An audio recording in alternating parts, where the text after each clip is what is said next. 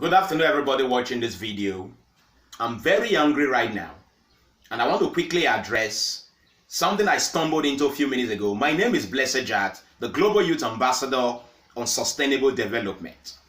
I watched with utter dismay the current Minister of Transportation, Rotimi Amechi, while addressing Channels TV, and he posited that there is nothing wrong with Nigerians ceding her sovereignty to China.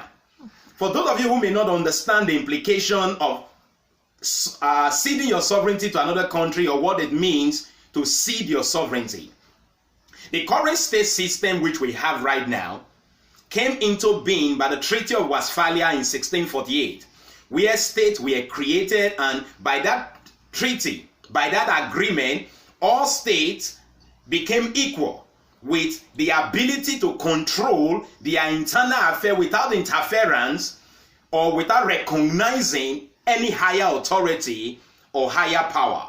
Now, that has been the principle since 1948. But in the last few years, and the couple of decades, we have seen China recklessly pursuing recolonization and supremacy policy in Africa and in the rest of the third world, where they give frivolous loans to gullible African countries with greedy leaders, with provisions in this loan agreement that are very mockery and disheartening.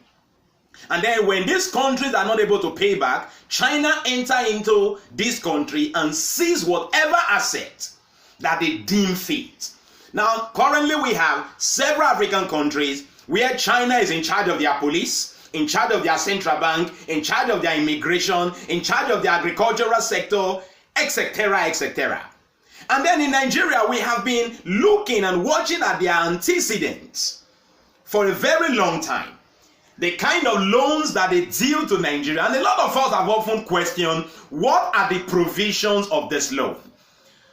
Until only just now, we hear the Minister of Transportation saying, let me quote him word for word, I just learned that there are provisions in that agreement which allow China to enter into Nigeria and claim whatever interest they deem fit in the case of Nigeria's inability to repay this loan. And he continued by saying, and I know fully well that China only go after those assets that they built. What a stupid assertion. Very uneducated assertion. China, the countries that China is in charge of their police, China did not give them money to build their police. He gave them money to build infrastructure which they are not able to pay, and at the end of the day, China is now in charge of their central bank and their police. And you are telling us that there is a provision in the agreement with China which allowed China to come into Nigeria and demand whatever assets that they deem fit if Nigeria is not able to pay. Let me also help those of you watching to understand my anger. There's what we call sabotage and espionage in international relations. With a large number of unaccounted Chinese in Nigeria, in practically every part of Nigeria, it is very easy to sabotage Nigerian assets in such a way that the facilities that are built with this frivolous loan, Nigeria will even be unable to pay back, so that China can enter Nigeria and claim whichever asset which they deem fit. That is my worry. Now, when we have a group of political leaders who are certificate forgers, who do not know what it means to genuinely go through the university, and they look at the rest of us that suffered to go through school, and they make us look stupid. They make education look very useless. Rotimi Amechi is claimed to have graduated from the University of Port Harcourt, and he studied English and literature. What did Rotimi Amechi knows about international relations for you to tell Nigerians that there is nothing wrong with ceding our sovereignty to China? I'll tell you what these politicians are doing. In order to score cheap political points, may they say with a work, you are mortgaging the future of unborn children just to score political point. Now, look at another very stupid statement that the minister made. The House of Reps should tell us how we'll get the money to build this facility if we don't collect this loan. Are you kidding me? Where are all the loot that are being recovered? Where are all the oils you people are selling? Where are all the, for God's sake, where are the billions Nigerians are stealing? And you are telling me where we Nigeria, a country as rich as Nigeria, where we are going to get money to build ordinary rail line, ordinary, that a private citizen can build.